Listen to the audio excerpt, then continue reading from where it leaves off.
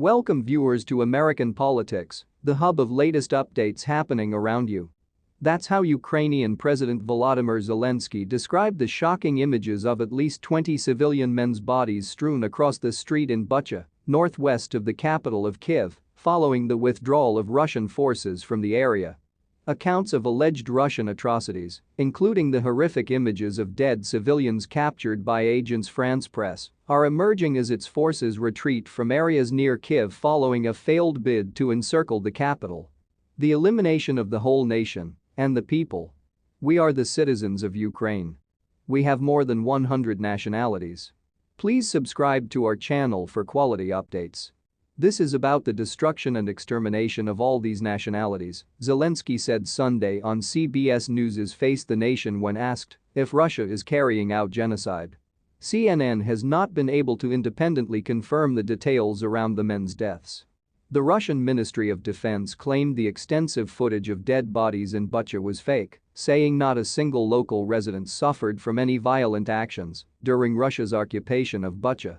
In the settlements of the Kiev region, Russian military personnel delivered and issued 452 tons of humanitarian aid to civilians, it said in a statement. A separate statement claimed the footage was staged.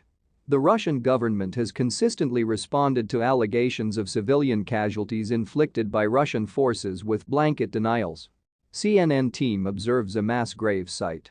A mass grave has been discovered in the town of Bucha, CNN found. CNN saw at least a dozen bodies in body bags piled inside the grave. Some were already partially covered. Bodies were first buried in the grave on the grounds of the Church of St. Andrew and Prvozvanoho All Saints in the first days of the war, residents told CNN. Around 150 people, mostly civilians killed in the fighting around the town, are buried there, residents said. The mayor of Bucha said in public remarks on Saturday that there could be up to 300 victims buried on site. CNN was unable to independently verify those numbers or the identities and nationalities of those buried in the grave. U.S. Secretary of State Antony Blinken said Sunday that the State Department would help document any atrocities the Russian military committed against Ukrainian civilians. You can't help but see these images as a punch to the gut, Blinken told CNN's Dana Bash on State of the Union Sunday, responding to the reports from Bucha. Last month, the State Department formally accused Russian forces of war crimes in Ukraine. Asked Sunday whether Russian troops were committing genocide, Blinken didn't go as far as Zelensky. We will look hard and document everything that we see, put it all together, make sure that the relevant institutions and organizations that are looking at this, including the State Department, have everything they need to assess exactly what took place in Ukraine, who's responsible and what it amounts to, he said. The top UN official said an independent investigation into the civilians killed in Bucha is essential to ensure effective accountability. I am deeply shocked by the images of civilians killed in Bucha, Ukraine, UN Secretary-General Antonio Guterres said in a statement Sunday. More sanctions could be on the way. State Department and spokesperson Ned Price, meanwhile, hinted at additional U.S. action against Russia coming very soon when asked about Zelensky's request for greater G7 sanctions in response to the latest alleged atrocities in Bucha.